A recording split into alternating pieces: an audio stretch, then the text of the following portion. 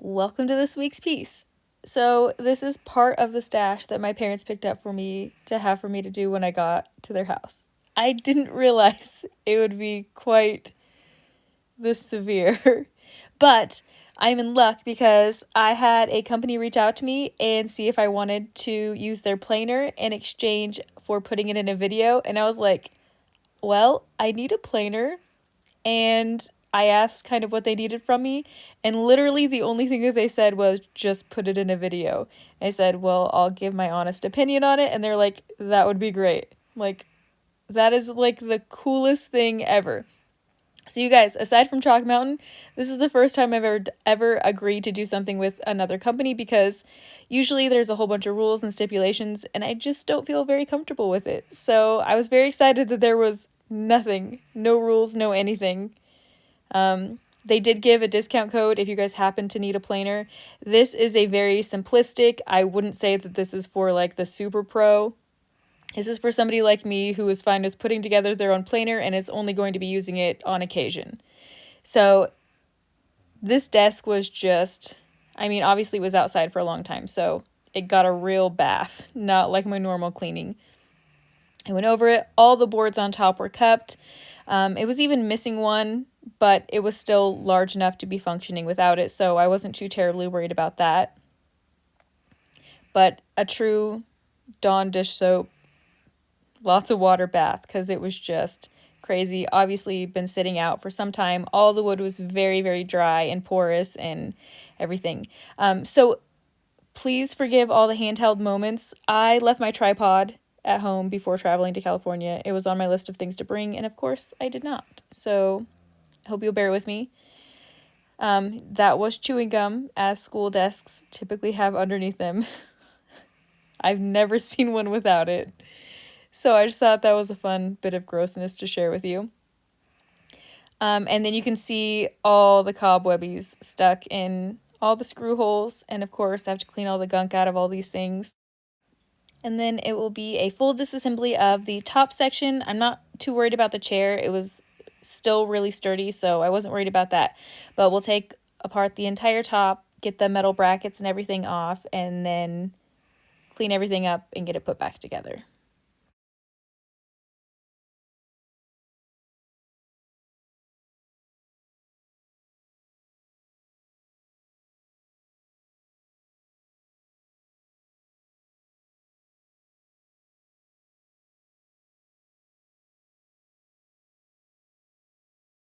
The seat, since I didn't want to take it apart, there was only a teeny tiny bit of movement in it, so I just cleaned everything out of any of the cracks that were large enough.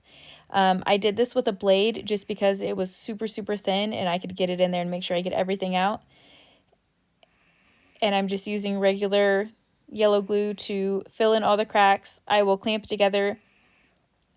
I believe I showed one clamp on this, but I used a multitude of clamps. This is one thing that happens when I go work at my parents' house. I'm limited to the stuff that I have. I obviously don't have all of my items, so I had not the best clamps and some decent clamps, and you just kind of work with what you have. And you guys know that I'm a huge advocate for doing what you can with what you have, so you can essentially do anything if you put your mind to it. So these boards, I glued them up to the thickness that I could get through the planer. This was a 12-inch. So I got these in here. This was the larger one, so it went through on its own. You guys, this was so fun and so easy just because it cut back sanding time like 1,000,000,000%. It goes through, it straightens up the cupping in the boards, and then also just the surface was surprisingly smooth. I just wasn't expecting it to be that cool of a thing. I've only had things planed by other people. I don't have one in my shop, obviously. Well, I do now. It's very exciting. But yeah, it just worked so well. I will say that you have to have a vacuum attached to it. So I used my stepdad's here, and there was like no issues. But if you don't have a vacuum, it will just fill up with the sawdust, and you have to have one attached, in my opinion. So anyways, it was great. So here I just went through and filled in all of the larger cracks with wood filler, and then I did a skim coat of wood filler over the surface of the chair just because, like I said, the grain was really, really open because the wood was so dry. So this is just going to give me a better surface to paint over. This was not the best product for a skim coat, but it's what was in my stepdad's shop, so it's what I used. And then he had this hammered black spray paint in there, and I was like, cool, that's what I'm going to use to clean these up. So the metal hardware was cleaned, and then I just spray painted over the surface to help prevent the rust and all that kind of stuff and clean it up quite a bit. And then, of course, the entire thing got sand because it really needed it.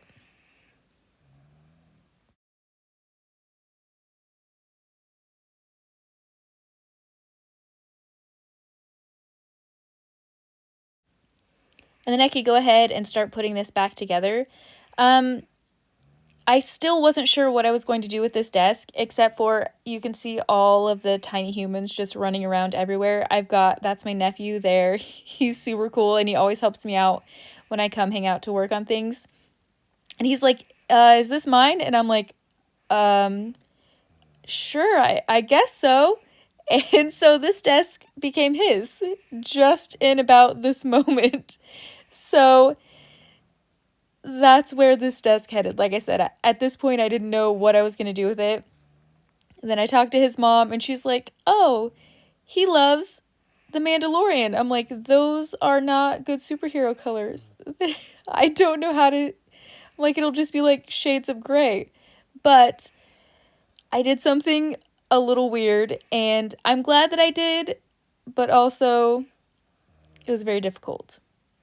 So I don't know that I'll do it again. I don't know. You guys, I say that all the time, and then I just trick myself into doing things all the time. So we'll see what happens.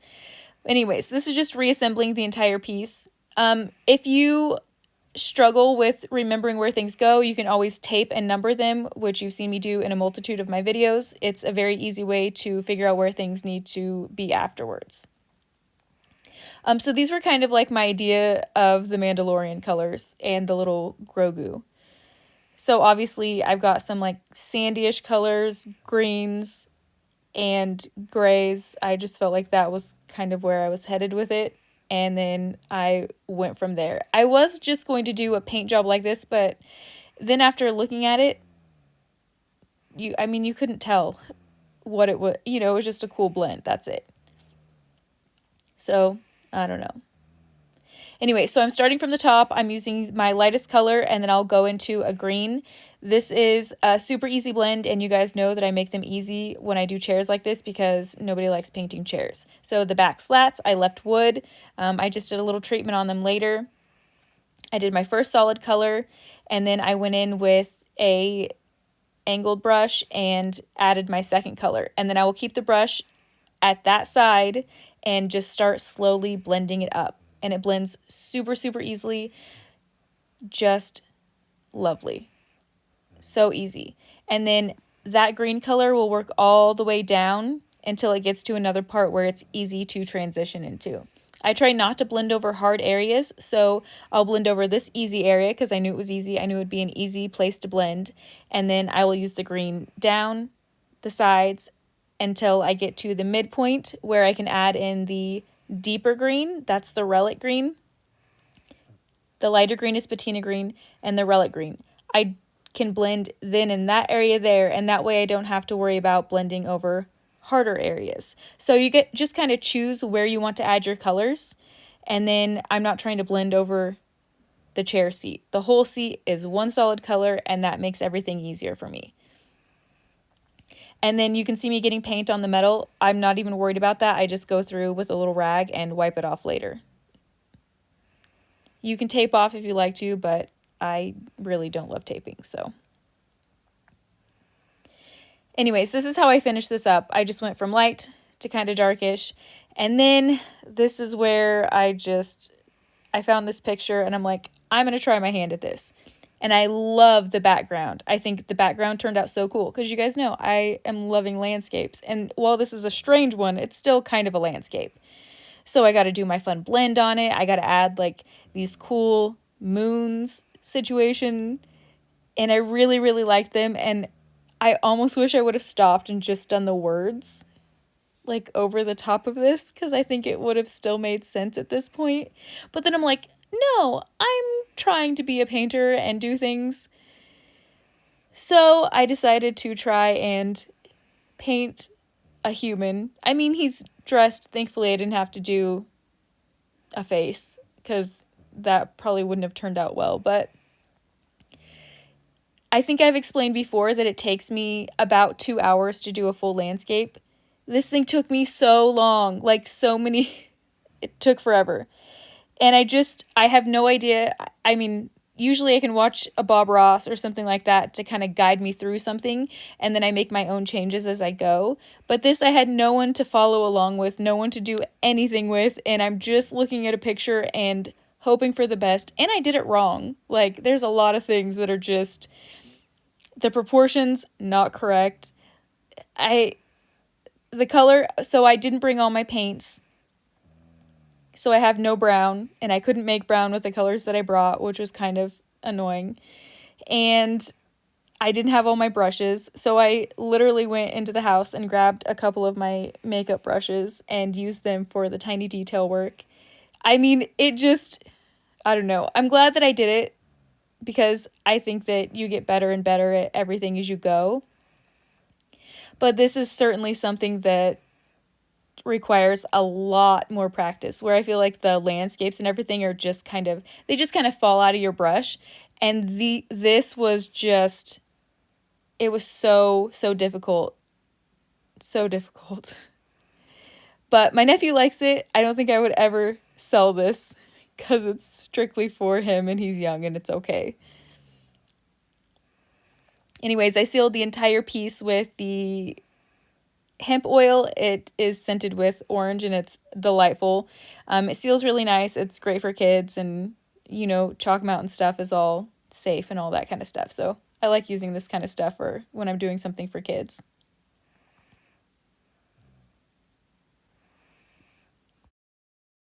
Oh, hi, Taryn here, and it's been a weird week. So for those of you who know, I've been in California visiting my parents and a bunch of other family members. There's children everywhere. I have a huge shop to work out of. It's very messy. I need to clean that up. But I finally got this desk finished. I left my tripod at home, which has been a struggle. So I've had ways to set up my camera and also have children hold it and do all the things. So I'm sitting in this little desk here. We're essentially in the forest. I have no reception at all. I have to do all my filming, and then I have to actually go to town and answer any comments and put up videos and everything like that. So that's something to please keep in mind when you leave me a comment. I will of course answer them, but it might just take me a little bit longer than normal because, again, no reception, and I just get some when I drive out of the mountains to go answer. So anyways, I'm currently holding my iPad while I'm trying to do this. You can see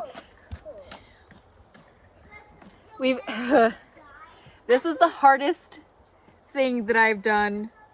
Putting it together wasn't hard. That part was fun and easy. I was super excited to get that planer. I was just like, that is so cool. And the company was just awesome. They're like, we don't care. We'll just send this to you and put it in a video. Like, there was no stipulations, no anything. So I'm not receiving any money for it. They just sent the machine to me, which I was like, cool, I needed a planer anyways. It's very simple to use, very easy to use. It made quick work of this top. Wow, it was so much nicer having that.